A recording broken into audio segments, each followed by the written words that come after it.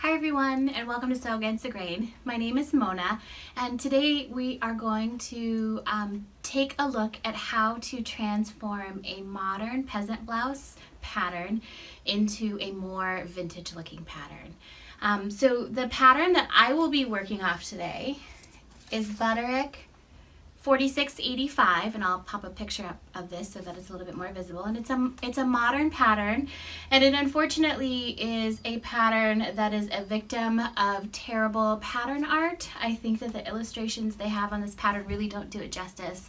I've made it a couple times before, a little bit modified from the standard pattern, and it always turns out really great. And I think that unfortunately the samples they have, the drawings they have, are really just not great examples of what this pattern can do.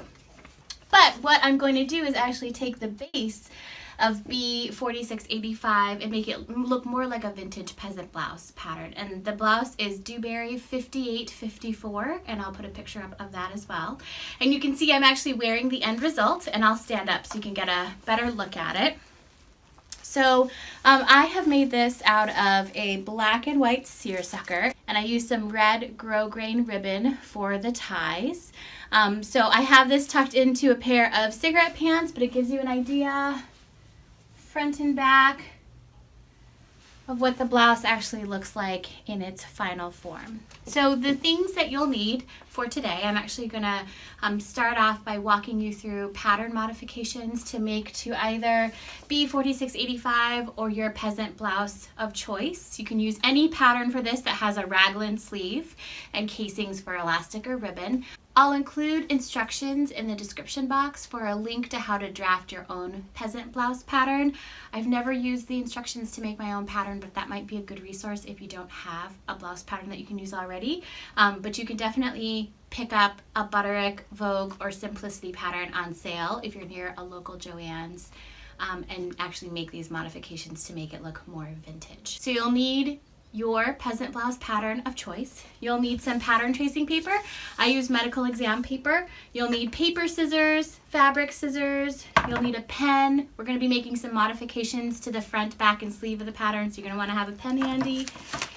You're also going to want a straight ruler because we're going to make some adjustment lines with it. You're going to want your fabric. A light cotton is always a good choice for a peasant blouse. So I have used a black and white seersucker. I also got this from Joann's. I'll include a link in the description if I can find it online. Any seersucker is a great choice. I purchased 3 yards of their seersucker, and I used most of it. I think maybe I have about a half a yard left. So you're going to need a little bit more fabric than what your pattern recommends, because we're actually going to expand it to make more room for gathering in the neckline and the shoulders. And then you're also going to need some kind of thin ribbon to put through the casing in the top and the neckline of the blouse. So what I used is just this 1/8 inch grosgrain ribbon, and I got it in red because I thought it would look nice with the black and white seersucker. I also thought it would look nice with my red cigarette pants. So pick a ribbon that you would like to use. I also have a little bit of elastic in the sleeve, so if you would like to use elastic, grab that. If you want to, you can also put ribbon in the sleeve instead of elastic if that's something that's easier. And then your regular sewing materials will be needed. Your machine, scissors, pins, things like that. So stick around and we will go ahead and get started on the tutorial.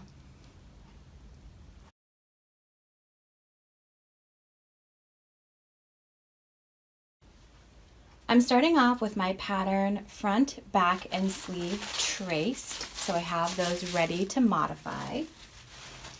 And the first thing we're going to do is this particular pattern has a shaped hem, which I'm not a huge fan of. I've made the shaped hem on the first version, so the subsequent versions I've changed to a straight hem because I just think it fits better and it looks better, and it's just a lot easier to sew as well.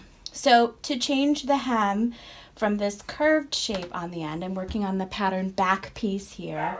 I'm going to take a ruler and I'm going to get it kind of straight according to the side as we start approaching the hem, and I'm going to continue the line down straight. And you can draw it down as far as you want because we're going to change this up a little bit. The next step would be to bring your ruler along the hem piece, or along the hem of the pattern piece, and draw this line out straight. So this is kind of approaching your hips, and because the original pattern piece was curved and our hips are typically wider than our waist, a straight line like this will be a little bit tight. So what I typically do once I get my first line drawn is I'll take my ruler, and past this corner point I'll extend it out about an inch and then connect where I started my line at the hip down here with where this new inch line is drawn. And so this will give me a little bit of extra space for my hips, and it makes the top fit a little bit better.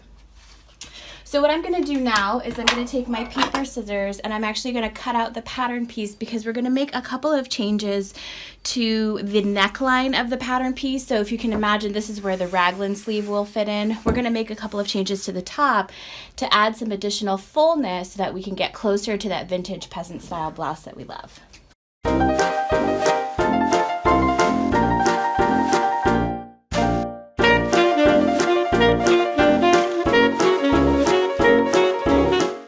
Now the next change is that we want to add a little bit of fullness to the neckline without adding any fullness to the bottom. So the bottom of this blouse in a size 18 is a good fit for me. It's easy to pull over my head, it's not too tight, it's not too loose, it looks nice tucked into skirts and pants. So I don't want to make any adjustments to the bottom, to the fullness of the bottom, but I do want to make some adjustments to the fullness of the top so they can get a little bit more gathering and a little bit more of the extra fabric on the top. So I'm going to take my straight ruler and a pen, and what I'm going to do is I'm going to draw probably 3 vertical lines through this neckline and all the way down through the hem. So here's line number 1. We'll do one in the middle.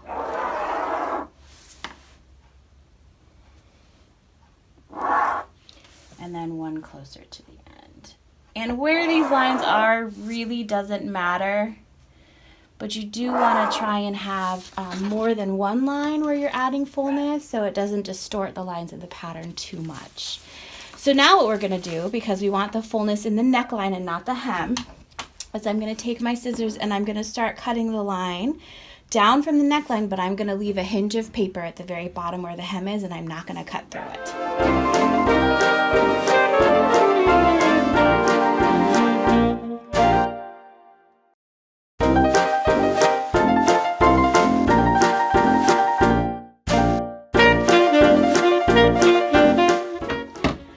So as you can see, now I have 4 distinct pieces for my front, and they are all connected by a little hinge of paper at the bottom. So I'm gonna pull over some of the scrap paper I have from cutting out the pattern initially, and this is gonna help us add some width into our newly adjusted pattern piece. So I'm gonna lay my scrap paper underneath my pattern pieces. And so what I want to do is, this is the back pattern piece. I want to add 1 inch of width between each of the slashes that I cut through the pattern. That will allow me to add 8 inches total to the back neckline. So remember, the back is folded in half, so I'm working on half, so we need to make sure that we're able to double any measurement, any change we make to the front of the pattern. Any change we make to one side of the pattern will be duplicated on the other side. So I pulled over my Scotch tape, and what I'm going to start doing is using my ruler.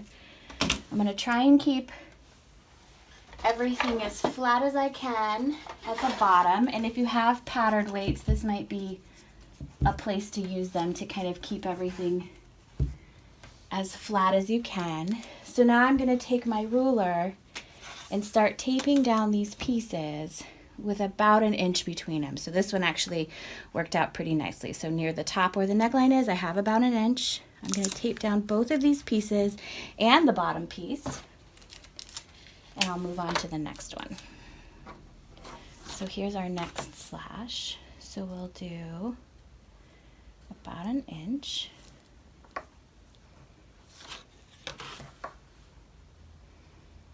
Between these two, so that's good, that's about an inch. So I'll tape both of them and the underlayment down, and then I'm going to just tape this corner down. Now we're going to do our final piece. Again, we'll go over to the ruler and we'll get about 1 inch between these two pieces. And again, I'm going to tape this down. So the next step would be to draw a straight line connecting our first piece to our last piece. So we haven't really changed the angle of these pieces very much. They're still pretty similar to what they looked like before. And remember, this was a straight seam, a pretty straight seam before, so it's pretty similar to the way that it was shaped before. So we're going to take our ruler, straight ruler, and we're going to go from end to end for our pattern pieces, and we're just going to draw a straight line across these, and this will be our new neckline. So on the back piece, we have an added 4 inches on this half. We'll have 4 inches on the other, so this will give us an added 8 inches to the top of our blouse, tapering down to nothing at the bottom. So the next step would be to take strips of paper and to tape them in all of the voids just to make sure it's as secure as possible. I'm going to do that off camera so you guys don't have to watch me do that, but what I'll do is I'll just put a couple more scraps of paper behind my pattern pieces, fill in those holes a little bit so my pattern is really secure, and then I'm going to go ahead and cut the pattern piece out and the back will be ready to go.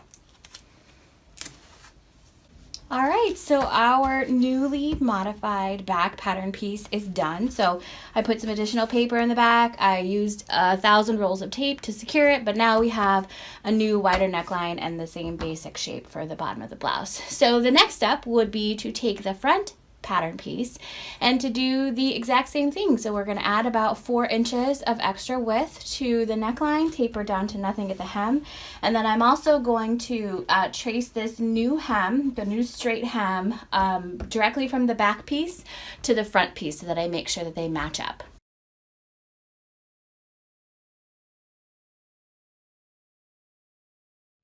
So I have the front pattern piece cut out and I've left the extra paper near the shaped hem because I want to show you how I used the back hem, which I modified to mirror on the front. So this is the back pattern piece with the added corner, which will give me a straight hem.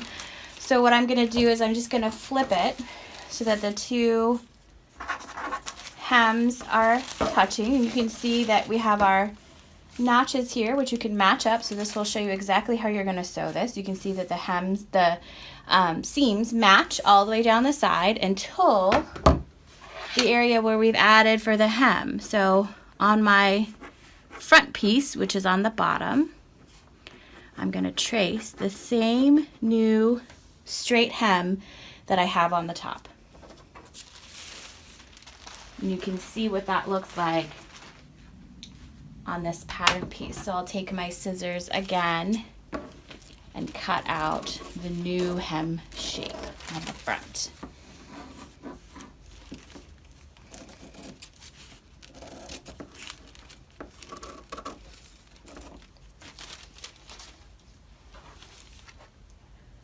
All right, so now we have a front pattern piece that is ready to be modified to add some fullness to the neck. So the process we're going to follow is exactly the same as what we did for the back. So I'm going to take my ruler and I'm going to draw 3 vertical lines from the neckline to the hem. I'm going to cut them from the neckline down, leaving a hinge of paper at the very bottom, and then we're going to add in 1 inch of extra fullness into the neckline, tapering to nothing at the hem.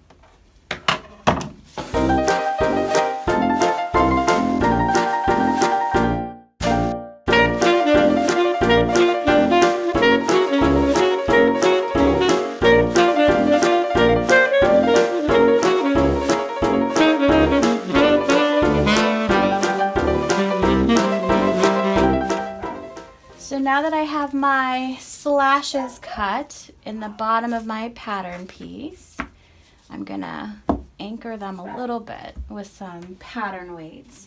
And I'm gonna take a scrap piece of paper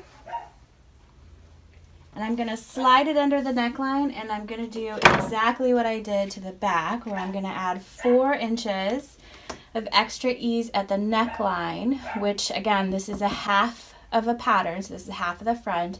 So we'll have a total of 8 extra inches of ease in the neckline between this half and the other half. So this will add some nice fullness to the neckline of the top for all of the gathering that we're going to get there. So I have about 1 inch. My bottom still looks lined up. I'm going to go ahead and put a piece of tape.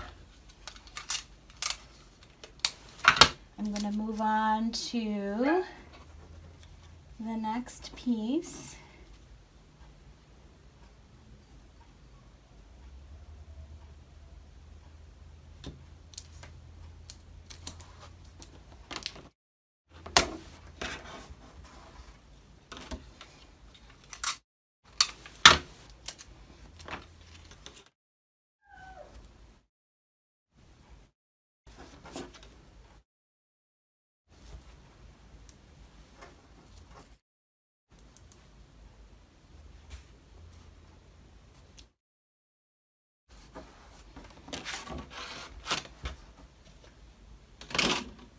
All right, so I have 1 inch added between, I think I said that this would add 4 inches, but this is adding 3 inches. I apologize.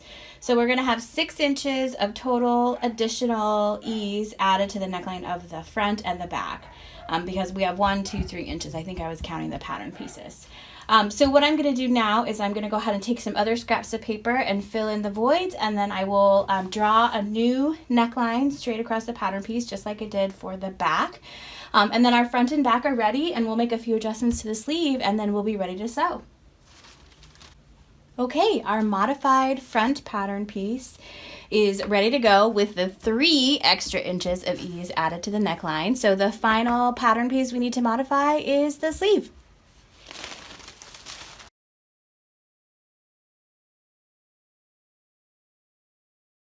So here's the sleeve pattern piece from the Butterick pattern, and there's 2 sleeve options in this particular pattern.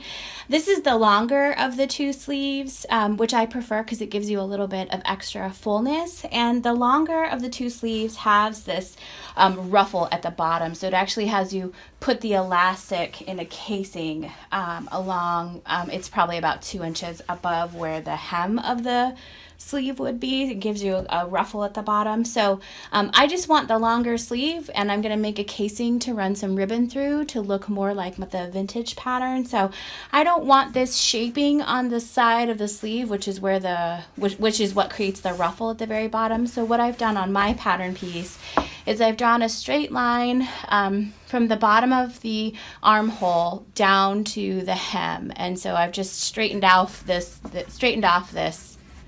little shaped piece because I'm not going to use the ruffle piece that comes with this. So first step for the sleeve pattern is I'm going to go ahead and cut it out, and then I'll talk to you a little bit about how to modify it to add some additional fullness to it.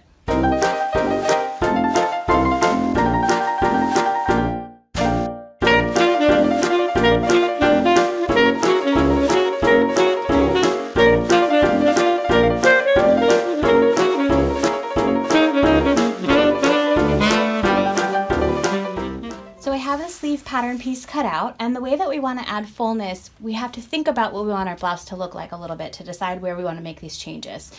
So you can see the front of the sleeve and the back of the sleeve. So on a raglan sleeve top, if you've ever put one together, this long edge at the top is actually the side of the neckline. So this will be over the top of where our shoulders are, and then this is the hem at the very bottom. So we want to have some fullness at the top of the sleeve as well, because we want to continue the fullness that we've added to the front pattern piece and the back pattern piece. So we're going to add some fullness to the top of the sleeve. We're also going to add some fullness to the bottom of the sleeve because we want the sleeve to have that puffy look that the vintage pattern had. So the way to do that, I'm going to take my ruler. This is going to look pretty similar to the way we did the front and back, but a little bit different because we want fullness on both the top and the bottom. I'm going to draw, the sleeve is pretty wide already. This will give us a good puff, but what I'm going to do is I'm going to draw 4 vertical lines from the neckline to the hem, all the way across the sleeve pattern. So I'll do 4 for this one. And again, it really doesn't matter where you draw them. And for this pattern, because we have a straight top and a straight bottom, you could probably just draw one line and add all the fullness there, but it's good practice to ease out extra fullness across multiple points in a pattern so you're not putting it in one spot and potentially changing some of the lines of the pattern. That wouldn't be an issue with the sleeve here, but again, I'm going to do it with 4 separate lines. So similar to the front and the back, I'm going to take my scissors. One different step here is that as opposed to leaving a hinge of paper at the top or the bottom of my line, I'm going to cut all the way through. And then I'll show you how we add the fullness.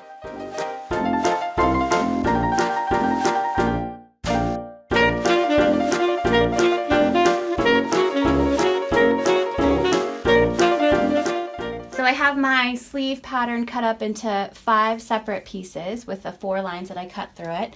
And to make our lives a little bit easier, because we know the hem of this top is straight, I'm going to draw a straight line on a piece of scrap paper, and that will help me line these up a little bit easier. And I'm actually going to grab another piece of scrap paper and draw a straight line for the top as well.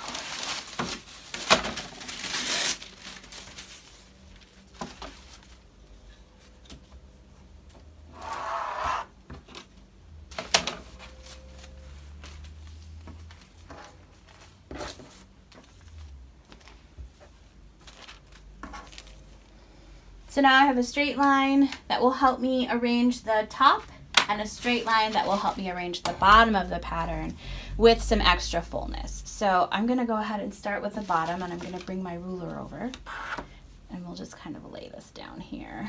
So I'm going to start with the bottom. I'm going to add an extra inch of fullness. So I'm going to anchor this first one. It's a little bit more fiddly if you don't have a hinge of paper, so just be careful as you're doing this to not make the top too wonky. We have a little bit of room to adjust it, but we want to keep this hem pretty straight on our line as we add our extra inches.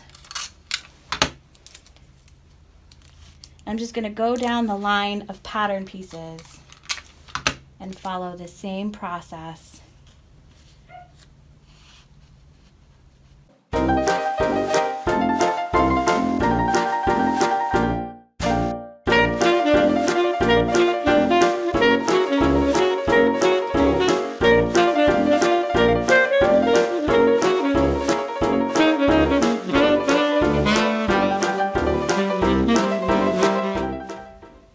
So the fullness is added to our bottom sleeve, and I'm going to flip the pattern around and I'm going to work on the top.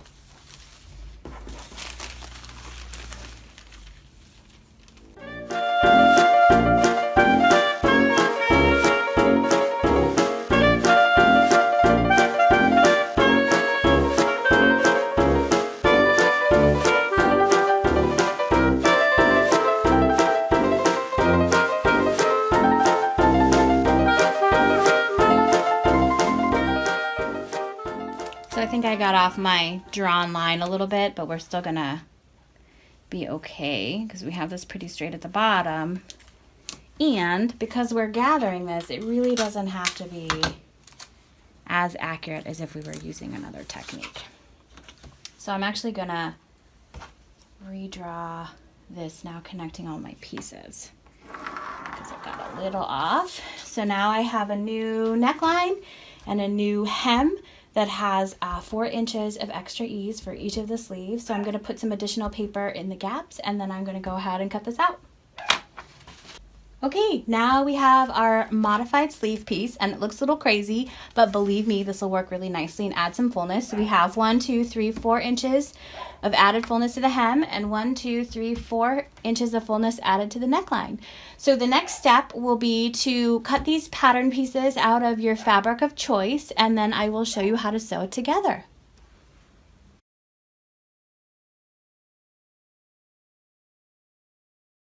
So for fabric, I have chosen this black and white seersucker, which I picked up from Joann's. I'll include a link if I can find it online in the description box below. And then I also picked up some red, very thin, it's 1/8 of an inch wide grosgrain ribbon. So I picked it in a red. I thought that would look good with black and white seersucker. So I'll show you as I'm sewing it how to insert the ribbon and have the ties come out through the front so it looks like our vintage inspiration piece. But I'm going to go ahead and pin my adjusted pattern pieces to the fabric and cut it out, and then we will start the process of sewing our pattern together.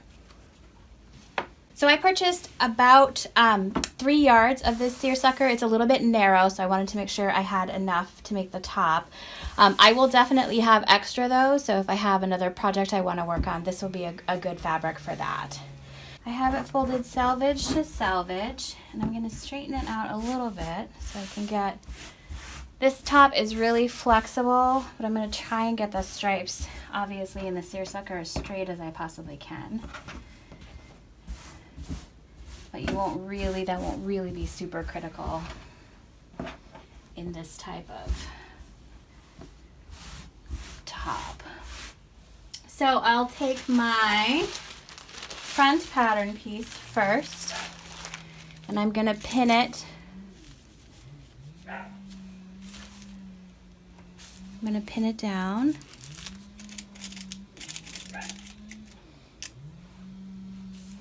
And there's no direction on this fabric other than the stripe, but I like to pin all of my pattern pieces so that the neckline starts in the same direction. So I'll start all my necklines on my right hand side and then work my way down.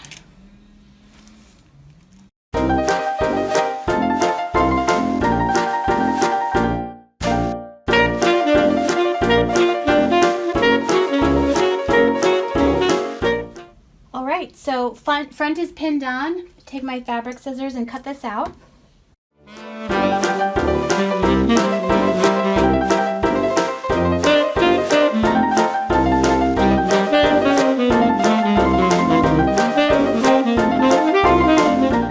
All right, so my front pattern piece is ready to go. Don't forget to clip or notch your markings, your notches, and then I'm gonna move on to the back. So here's my back pattern piece, and again, I like to start my necklines all in the same direction, so I have my pattern piece upside down. And you can see the back got pretty crazy with all my paper piecing, but it's pretty sturdy now, so as long as it's sturdy and has the ease that you want, it's okay if it looks a little bit messy. It's just for you. So I'm going to go ahead and pin the back just like I did the front.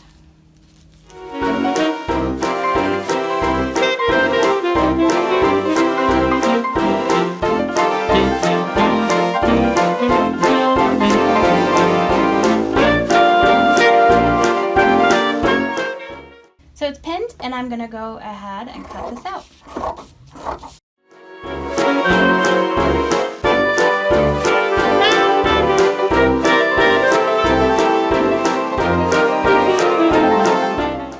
So again, don't forget your notches. Here's the side seam. And we also have one for the sleeve, which is a little hard to see, all the extra paper, so don't forget to mark the sleeve notches as well. So the back is done, and I'm going to cut out the sleeve, and then we're ready to start putting this together. So I want to point this out because we've modified the sleeve so much. It's actually too wide to fit on the fabric folded in half with selvages together. So I'm going to fold the fabric the other direction, and then my sleeve pattern will fit. Okay, so I've folded my fabric I guess widthwise would be the right direction. So I have my 2 selvages here. This is the rest of my fabric, and then my other 2 selvages over there. So here's the cut end of the fabric. So now I can fit my sleeve on and cut out 2.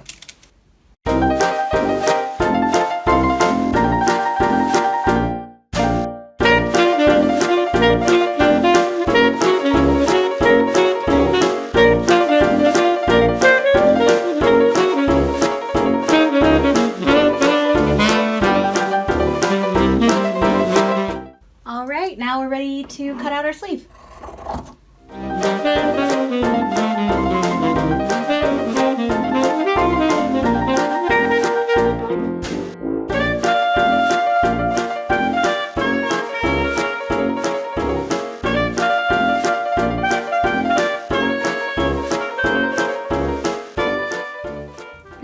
sleeve pattern is cut out. So I have 2 sleeves. I'm going to cut my notches, and then we are ready to start sewing. I'll see you at the sewing machine.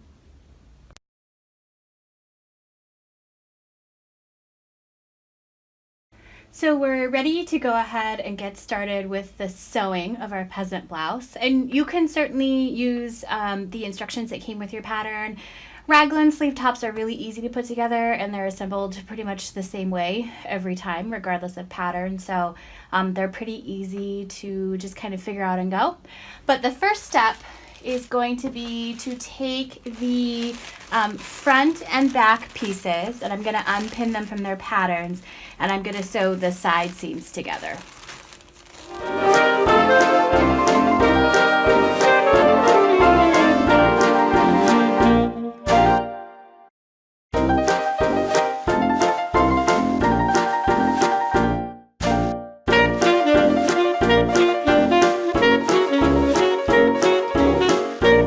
So now I have my front and back unpinned from the pattern pieces, and remember, you can tell the front and back piece by the notches that are for the sleeve. So I know because I have 2 notches, this is the back, and then I have the front in my lap. And this seersucker looks pretty similar on both sides. There's not a whole lot of difference. Maybe the black stripes a little bit more pronounced on one side. You can pick whatever side you want as the right side, but try and keep it consistent so it looks the same for the garment.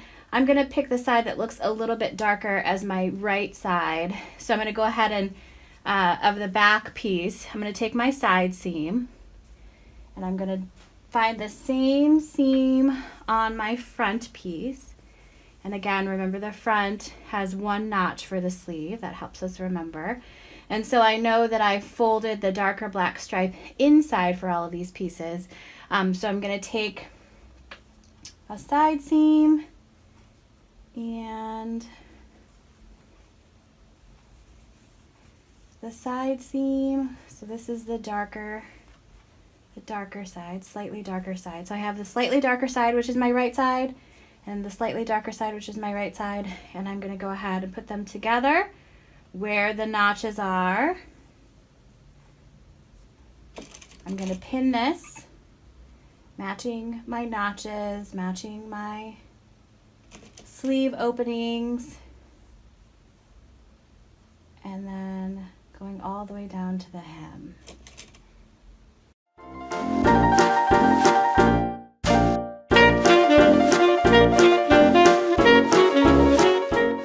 So now that I have one side seam pinned, I am going to sew a straight stitch on my sewing machine from the arm to the hem. I usually try and do my vertical stitches the same direction, top to bottom. I don't know if it makes a huge difference, but I think it just kind of gets everything going the right direction. So I'm going to go ahead and do that now.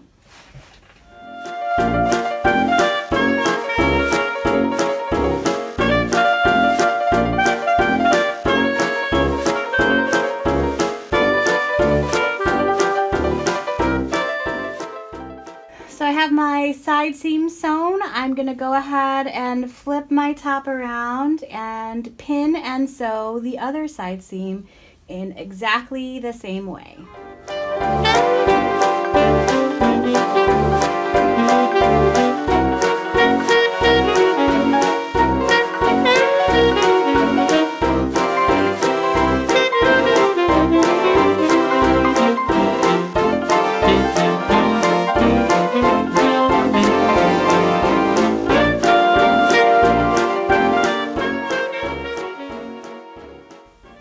So I have my second side seam sewn. I am going to actually use my serger to serge these ends together, and then I'm going to press it flat, both of the seams, and I will come back for the next step. Anytime I'm making a bodice or a top that has side seams, or even a skirt, I typically just serge them together and then press them both towards the back of the garment. You can certainly serge them separately or use seam binding to wrap the raw edges separately and then press them open if you're worried about bulk. The seersucker is pretty thin, so I'm really not worried about it being bulky. So all I did is I serged the edges together of the side seam and then pressed both of them towards the back of the garment. So the next step is to get the sleeves ready to insert into the blouse. So with the sleeve pieces, the first thing we're going to do is put them together and sew the underarm seam together. So I have this right sides together, and I'm going to go ahead and sew both of these seams.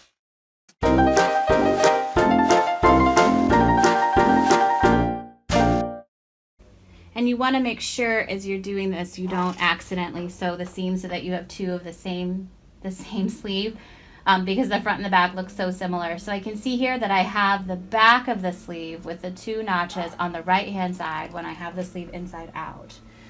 So when I do this one, I want to make sure, so I had it wrong the first time, I want to make sure that when I sew it together, I'm going to have the back of the sleeve with the two notches on the left hand side. So I have mirror images of the sleeves and not the exact same thing. If you have the exact same thing, it's not going to work. You don't want to have two of the same sleeve to put in.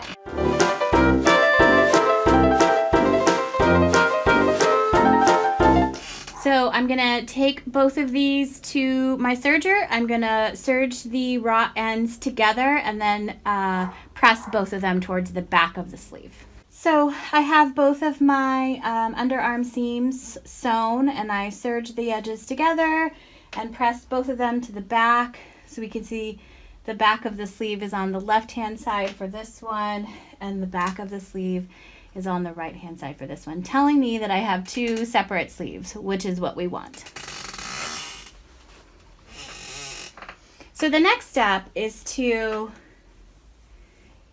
take our top, and this is maybe a tiny bit complex for a raglan sleeve, but it's really not that difficult. So I'm going to find either of my openings for my sleeves. And again, remember, you can tell where your sleeves go because they have one notch on one side and two on the other. So this is the side seam that I'm looking at, and I have the back of the blouse in my right hand and the front of the blouse in my left hand. So I want to find the sleeve.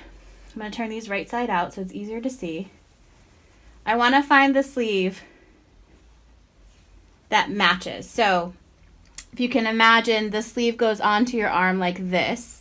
So this long straight part that's unsewn. So this part at the top here is the neckline. This part at the bottom is the hem, and this curve is where the bottom of your sleeve is. So what I want to do is I want to match up the curve I see on my blouse with the curve I see on my sleeve. So on my blouse, I have the back in my right hand. On my sleeve, I want to hold it the way I'm going to be wearing it. I look inside and I see if I have the back in my right hand, and I do. So I'm going to match underarm to side seam. I'm going to match these seams up, put a pin in it, and then I'm going to make sure that my notches match. So I'm going to travel along one side. I get to a notch. I see it matches. I have a single notch. So I want to go ahead and put a pin here. I'm also going to put a pin in the center just to hold everything secure. And I'll keep going until I get to my neckline. Just pinning and then moving on. So we're going to do something a little bit different when we get to the very top of our sleeve. We want to make sure that we leave a little bit of a hole. So I'm going to move my pin to the very top, and this will help remind me. I usually will use 2 pins right on top of each other to remind me to stop sewing. It's a good visual reminder for me to not just go and not stop. So I want to, at the front of my sleeve, when we're approaching the neckline, I want to leave a little bit of an opening. And what that opening will be, you'll see a little bit later, but we're actually going to run our ribbon through and have it come out between the sleeve and the bodice at the front neck so that we can tie a little bow there. So I'm going to sew this little bit up here. I'm probably going to want to make sure that I leave at least 5/8, so I'll sew where the end of the blue triangle is. I'll leave a little bit of a gap, and then I'll start sewing where these other 2 pins are and then complete the entire thing. As I sew the back sleeve on, I will not need to leave that gap. So I'm going to keep pinning the back of the sleeve to the back of the bodice. I get to some notches. I see I have 2 notches on my sleeve and 2 notches on my bodice, so I know I'm doing it right. I keep going to the neckline.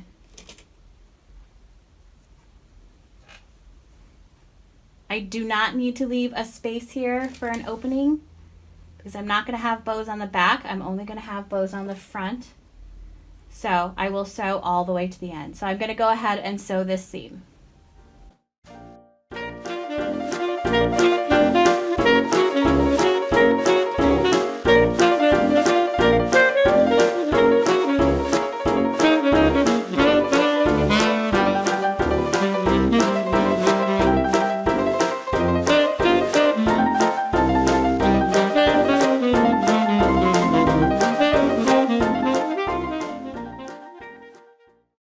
So now that I finished the seam, if I hold up the blouse, we can see that it's taking shape a little bit. So here's the front and here's the sleeve. So we can also see on the front the little opening.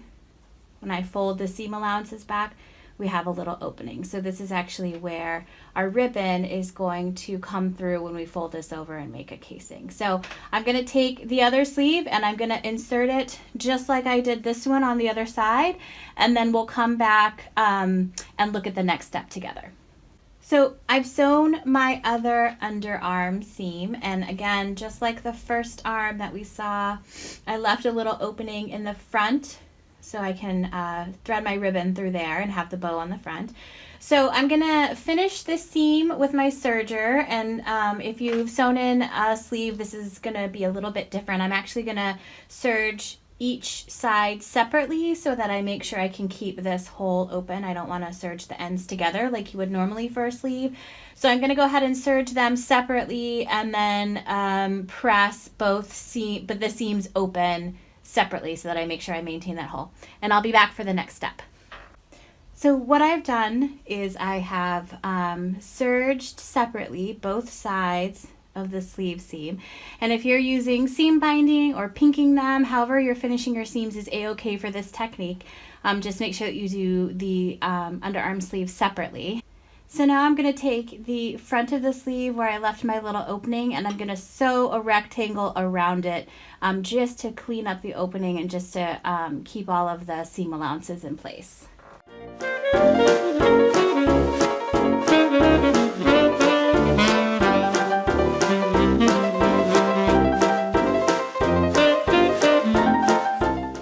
So now you can see I have a little rectangle of stitching around the opening. I'm going to trim the threads and then we'll move on to the next step. So now we have our blouse pretty much put together, and it looks really big without the casings and elastic, but don't worry, it's going to look great by the time that we're done. What I'm going to do next is I'm going to go ahead and make the casings for the sleeves, and then I'm going to actually put elastic in the sleeves and ribbon in the neckline. So the first thing that I'm going to do is I'm going to serge around the outside of the sleeve, and then I'm going to go ahead and sew the casing. So however you're finishing your seams, go ahead and finish this seam first.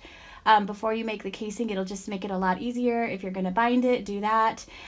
If you're going to pink it, a better option would be just to fold it under twice at about 5/8 of an inch total, and to go ahead and finish it that way, but I'm going to go ahead and serge it and then fold it over. So I have serged the ends of both of the sleeves, and what I'm going to do, you can certainly measure this. I kind of eyeball it. I'm just going to fold it over maybe about 1/2 inch, not quite 5/8. And I'm going to sew right along my serged line here, folding it over and creating a casing to put the elastic in. So the thing about casings that you need to remember is to leave yourself an opening. I usually leave my opening somewhere around the underarm seam, where I'm going to leave a gap when sewing so I can get my elastic into when I'm ready to do that step. So I'm going to go ahead and sew both casings into the sleeves, and then get ready to do the neckline.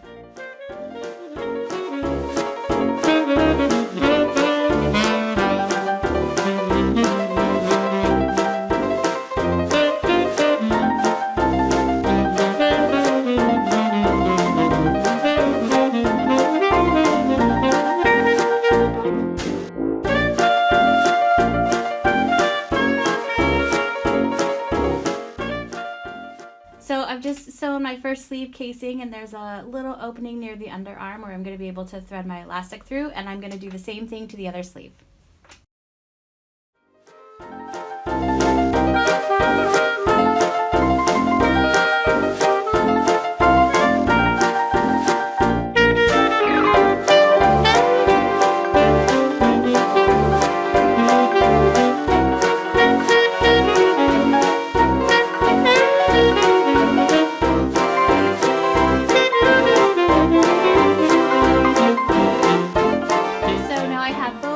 Casing sewn with a little opening for elastic, which I'll show at the end.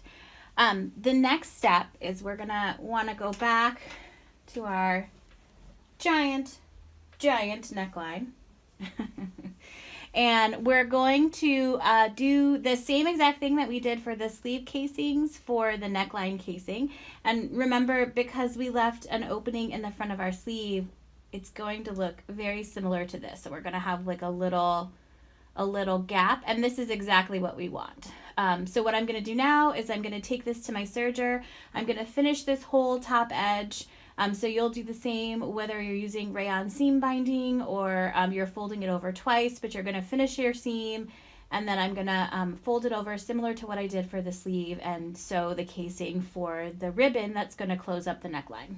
So I've just serged the edge of my neckline all the way around, and just like the sleeves, I am going to go ahead and fold it over to create the casing. For the neckline casing, you do not need to leave an opening, so go ahead and just sew the whole thing closed because we have the little opening that's created by the sleeve seam that we left open, so you won't need to leave one in the actual neckline casing.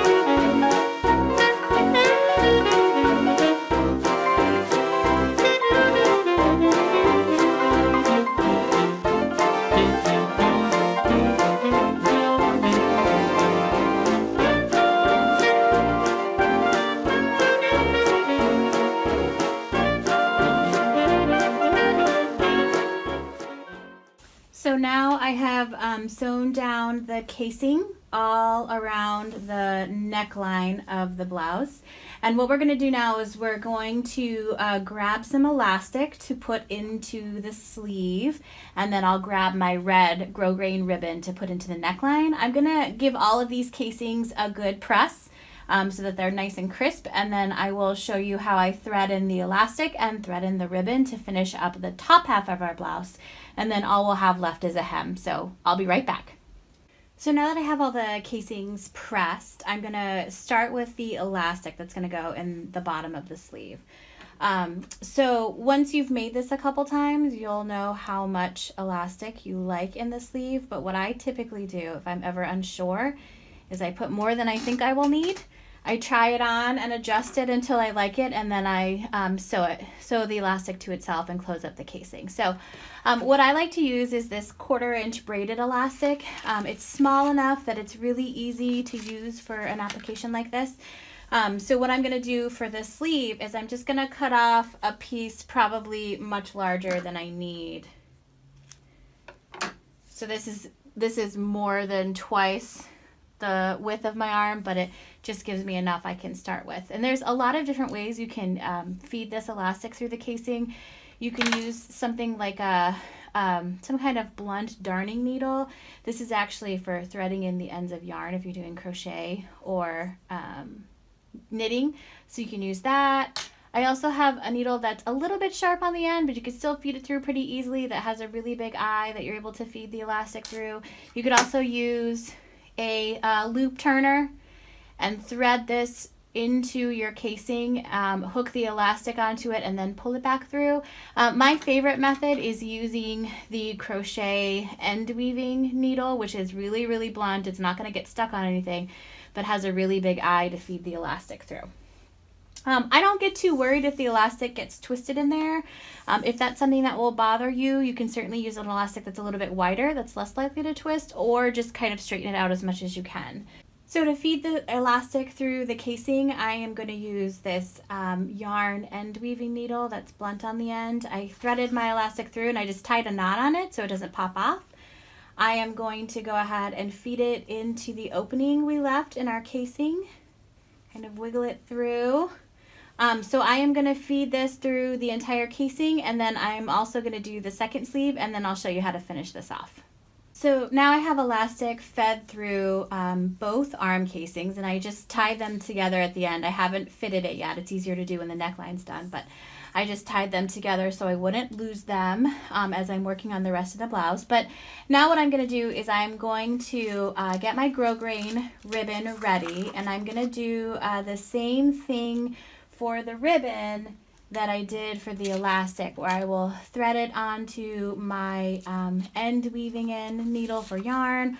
I'll tie a knot in it. I'm going to cut one long piece for the back of the blouse and one piece for the front of the blouse. And the way that I'll feed it in is that here's my front neckline, and this is where my openings are, where I left a little gap in the seam.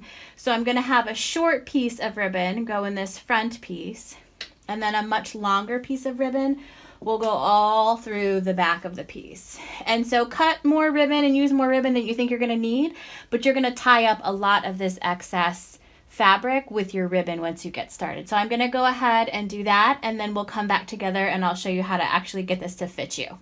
So I've used the large needle to thread the grosgrain ribbon through the front and the back of my neckline. And you can see I have them kind of loosely hanging here. They're very long.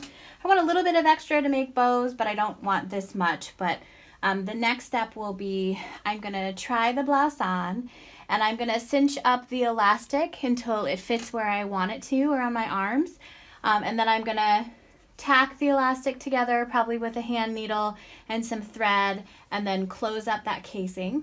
And then for the neckline, I'm going to try it on until the neckline is where I want it to be, and then I'm actually going to tie my ribbons into bows. So the only step after you get this fitting piece done is just to finish your hem, however you want to do that. I'm just going to serge it, turn it up, and sew it, and I will be back to show you the finished product. Thank you.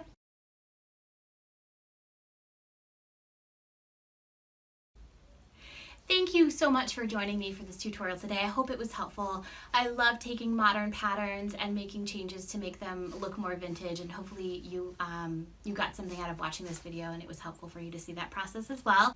If you use this tutorial and make yourself a vintage looking peasant blouse, I would love to see the result. Please tag me on social media. I think it would be really great to see how people have used this information. If you have ideas for other modern types of patterns that could be turned into vintage patterns that you're interested in learning about, let me know. I'm always looking for new ideas for how to make things look more vintage.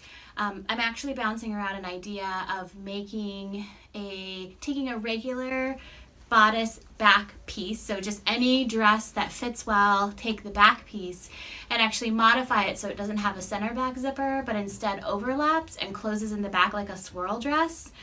So I'll actually put up a picture of the back of a swirl dress to give you an idea of what it looks like, but it's basically a wrap dress that closes in the back. And I have always wanted to try to make a swirl dress, and I just haven't done it yet. But thinking about this series of making things look more vintage, I think that might be a good opportunity for me to take a regular bodice pattern and modify it so that it has a wrap back. So if that's something you're interested in, definitely let me know. If you have other kinds of patterns you think would be interesting to make more vintage, let me know that too. I'm always really excited to read your comments and hear your thoughts and suggestions. So if you have any of those, please leave them in the comments or find me on Instagram and let me know what you think. And I hope this was really helpful, and thanks for joining me today. Bye. Dasha, can I help you? I'm kind of in the way. I'm kind of in the way. You're also going to want a straight